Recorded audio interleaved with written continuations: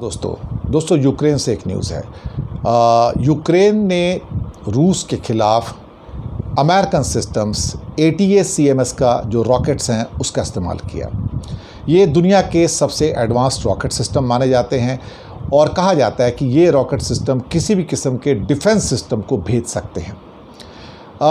रूस मानता था कि उसका एक ब्रह्मास्त्र है S-400, जो उन्होंने 5 पीस इंडिया को देने थे, अब तक 3 दिए हैं। चीन के पास भी हैं, ईरान के पास भी हैं, और उनका दावा है कि S-400 किसी भी किस्म के आती हुई मिसाइलों को, रॉकेट्स को बहुत आराम से तबाह कर सकता है और बड़े नुकसान से बचा सकता है।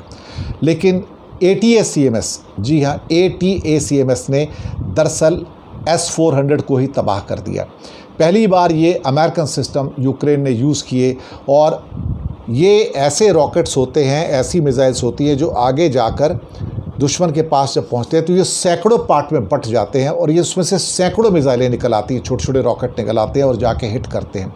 तो किसी भी किस्म का कोई जो डिफेंस सिस्टम है वो उसको कैसे रोकेगा, ये सोचने वाली बात है। वो रोक नहीं पाते उसको। अब हुआ क्या यहाँ पर कि जिस ढंग से इन्होंने ये ATACMS, जिसको कि 10 army tactical missile system rocket, उसके द्वारा जो क्राइमिया के अंदर जो हमले किए गए, उसके अंदर S-400 को ही तबाह कर दिया गया। और एक नहीं, कई S-400 तबाह हो गए, S-300 भी तबाह हो गए। और इसके अंदर जो रशिया का जो प्राइड था, अभेद्य था, अजेय था S-400, उसको ही बर्बाद कर दिया।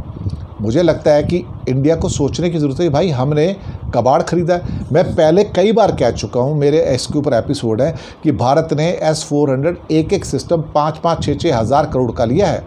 कोई सस्ता नहीं लिया। 30-35 हज़ार करोड़ का डील है इंडिया का, और देकर इन्होंने एक कबाड़ खरीद लिया। अब इसको क्या कहा जाएगा? अमेरिका के इस रॉकेट सिस्टम में जो ग्रेनेड होते हैं उसमें हज़ारों बम निकल के आते हैं, उसमें से जो आके अटैक करते हैं। तो आपका S-400 कितनों को रोक लेगा भाई?